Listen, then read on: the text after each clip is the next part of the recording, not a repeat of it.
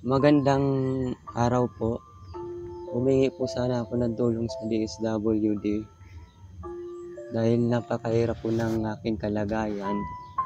Wala pong pag-aasikaso sa akin dahil yung lolo tsaka lola ko po ay matanda na at sakitin po. At hindi na po ako masusuportahan sa aking gastusin at sa aking pang-araw-araw na gastusin. Ako po sana ay lumalapit sa inyo ng kababaang loob. Nagmamakaawa po sana ako na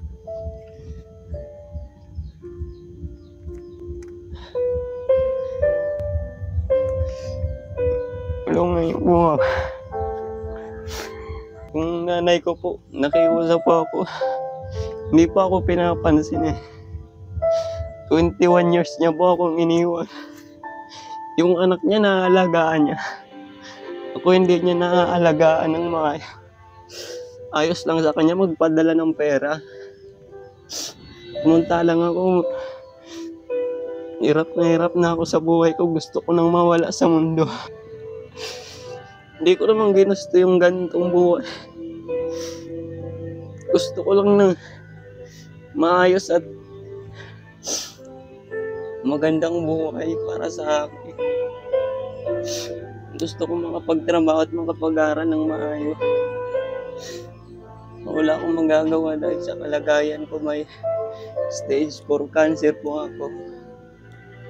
Inikemo po ako, ina-admit po ako sa Albay po.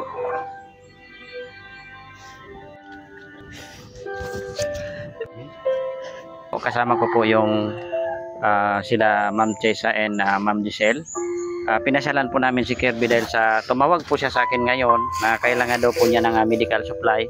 At thank you so much po sa Team Solid Uragon Vloggers.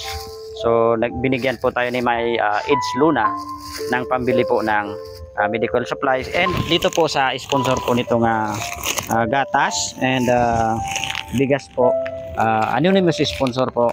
Maraming salamat po. Kahit papaano po may mabigyan po natin si Kirby ng kaunting tulong po para sa pang-araw-araw po niya dahil po sa sobrang lala na po ng kanyang kalagayan.